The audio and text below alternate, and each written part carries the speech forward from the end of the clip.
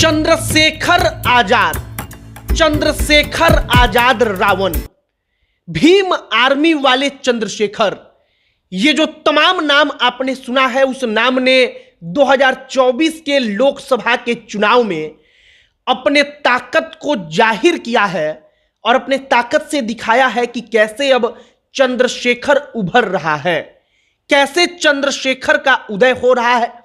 हर किसी के राजनीतिक जीवन में एक सबसे महत्वपूर्ण पार्ट जो होता है वो होता है संघर्ष का, और चंद्रशेखर के संघर्ष का फल इस बार मिला जब चंद्रशेखर समाजवादी पार्टी के विरोध के बावजूद, मायावती के विरोध के बावजूद अपनी पार्टी से चुनाव लड़कर लाखों के अंतर से चुनाव जीतकर लोकसभा में पहुंचते हैं। और इसीलिए हमने तय किया कि आज आपको चंद्रशेखर आजाद के बारे में बताएंगे। आपको बताएंगे कि एक नया दलितों का बड़ा नेता, एक ऐसा नेता जो उग्र होकर दलितों की बातों को रखता है, जो गलत है लेकिन उग्र होकर बातों को रखता है, तो इसका एक धड़े को फायदा भी मिलता है।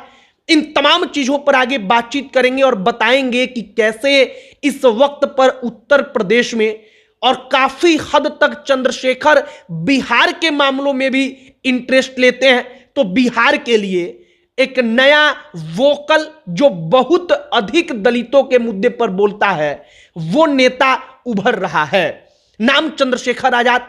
आगे बातचीत करने से पहले हमारा नमस्कार स्वीकार करिए। हमारा नाम मोहित कुमार सिंह है और चंद्रशेखर आजाद के चुनाव के परिणाम पर सबसे पहले बात करेंगे। हमारे वीडियो का पहला पार्ट होगा कि चुनाव में उन्होंने कैसा प्रदर्शन किया, दूसरा पार्ट होगा कि अब आगे क्या, और तीसरा पार्ट होगा कि क्या दलितों के बड़े नेता के रूप में स्थापित हो पाएंगे। सबसे पहला पार्ट की समाजवादी पार्टी उत्तर प्रदेश से, जहां से चंद्रशेखर आजाद रावण चुनाव लड़ रहे थे, वहां से अपना उम्मीदवार उतारती है। समाजवादी पार्टी वहां पर तीसरे नंबर पर रहती है। बसपा जो होती है, बहुजन समाज पार्टी, वो चौथे नंबर पर, भारतीय जनता पार्टी दूसरे नंबर पर और आजाद समाज पार्टी के चंद्रशेखर पहले नंबर पर। लाखों वोटों के अंतर से वो चुनाव जीतते हैं। उनके चुनाव जीतने की धमक ऐसी कि इसको तमाम अलग अलग राष्ट्रीय चैनलों पर ब्रेकिंग न्यूज करके सुनाया गया, दिखाया गया कि देखिए चंद्रशेखर ने लोकसभा चुनाव के जरिए संसदीय राजनीति में भारत के एंट्री ले ली है। वे लोकसभा में पहुंच गए हैं। बड़ा मुश्किल काम है कि आप अपनी पार्टी के सहारे चुनाव लड़कर लोकसभा में पहुंच जाएं। हमको ताजुब तब नहीं होता जब चंद्रशेखर बीएसपी के समर्थन से या समाजवादी पार्टी के समर्थन से चुनाव जीत जाते, लेकिन उस आदमी ने अपने दम पर अकेले, बिना सपा के कि ना बिना समझौता किए, ना बसपा से समझौता किए, अकेले उसने चुनाव जीता। और जिस लोकसभा सीट से चुनाव जीता, उस लोकसभा क्षेत्र में मुसलमानों की बड़ी तादाद है। कहा जा रहा है कि मुसलमान वोटर भी चंद्रशेखर आजाद को वोट देता है। चंद्रशेखर आजाद को बसपा का जो वोटर माना जाता था, कल तक दलित वोटर, वो वोट करता है। और इन दो वोटरों के वजह से चंद्रशेखर आजाद जो होते हैं वो लोकसभा में पहुंचने में कामयाब रहते हैं, लोकसभा का चुनाव जीत जाते हैं। और इसीलिए हमने कहा कि राइज ऑफ चंद्रशेखर आजाद, मतलब कि चंद्रशेखर आजाद का उदय अब हो चुका है। दूसरे पार्ट पर आते हैं कि अब आगे क्या।